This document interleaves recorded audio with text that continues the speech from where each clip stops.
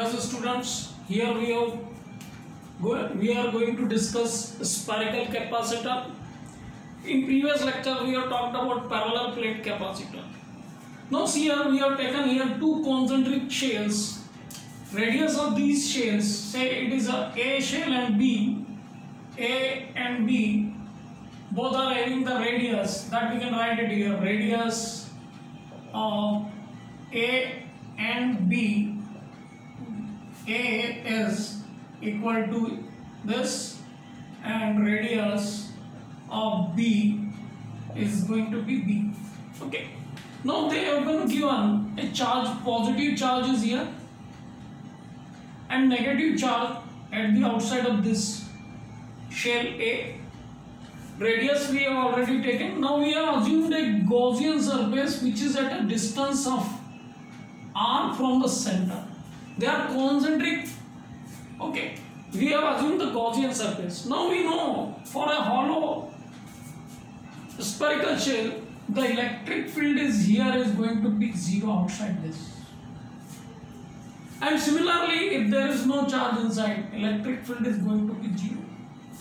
Now we have assumed a surface which is at a distance of r from the center. We can determine the electric field over here. Okay. Now for determining electric field, we know that the flux will be given by electric field multiplied by the area enclosed.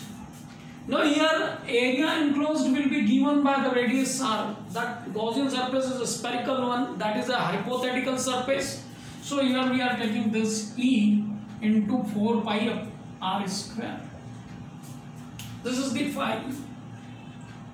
Now we also know from the Gauss theorem that the flux will be given by Q upon epsilon naught. This is the relation which we are having, and we can compare these two relations over here. That I am going to write it here now. So what we are getting here, Q upon epsilon naught, which is equals to E into 4 pi r square. Now we have already discussed when we talked about the electric field inside the spherical shell, outside the spherical shell. Here electric field E is 0, inside is also 0, and we are calculating it over the Gaussian surface. So that we are getting here, electric field will be given by 1 upon 4 pi epsilon naught into Q upon r square. This is the relation which we are getting. Okay. So electric field also has a relationship with the electric potential. So here if we go through this, E is equal to minus dV upon dr, because we are talking at this surface which is r distance away from the center. Okay. So here we are having this relation. Here we can have E dot dr which is equal to this dV. Okay. Now see, this positive charge is here and it is creating an electric field in this direction. Electric field is like this. Because positive charge here, if we put any positive charge over here, it will repel this. Means the direction of the force is this. And because of that, electric field is in this direction. Inward, towards the inward. That we can say. Similarly, if we talk about the dr, which is in the opposite direction, there will be a distance. There will be an angle, distance. That will be 180 degrees. Okay. So, if we go through this, we are having a relationship here. This and this electric field which we are calculating from A to B, electric potential is going to be V. Now here E, this is from A to B, from here A to B. Okay. Now E dr cos 180.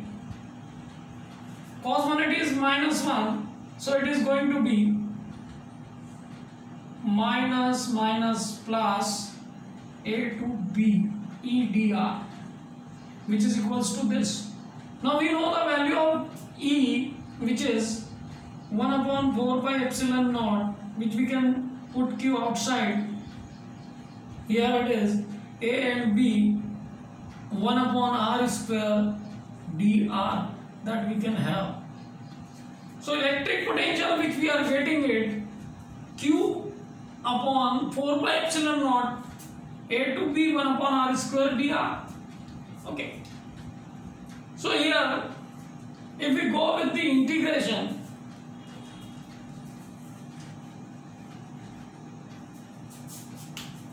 we have the total electric potential V from this q upon 4 pi epsilon naught r square means it is going to be r square minus this plus minus 2 plus 1 a to b limit is this. Okay. So finally we can have V is equals to q upon 4 pi epsilon naught.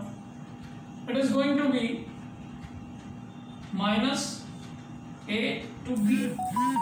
We can put minus 1b minus minus plus 1 upon a q upon 4 pi epsilon naught, which is equal to v.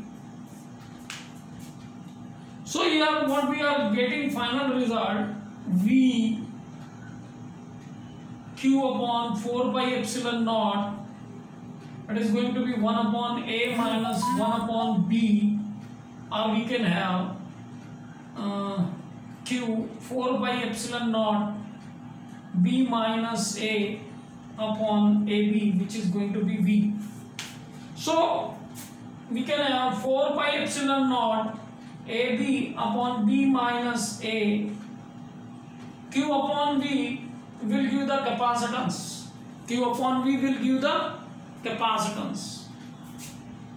So C is equal to 4 pi epsilon naught into AB upon B minus A.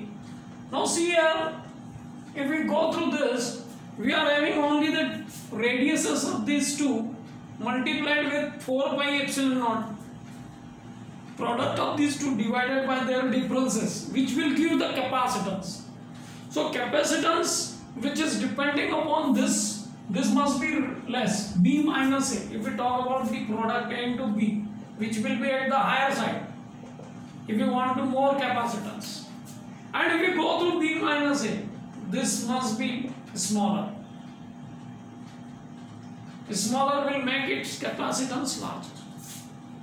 So in case of spherical capacitor, important point is that the electric field which is acting in this direction, dr is in this direction, there is a 180-degree angle between these two. So here what we are getting this E dr cos 180 is minus 1, so it is going to be plus.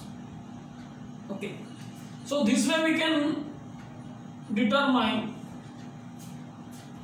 the capacitance for spherical. Means it is a spherical capacitor and it has relation C is equals to 4 pi epsilon naught AB divided by B minus A. Okay, so we are concluding our lecture over here.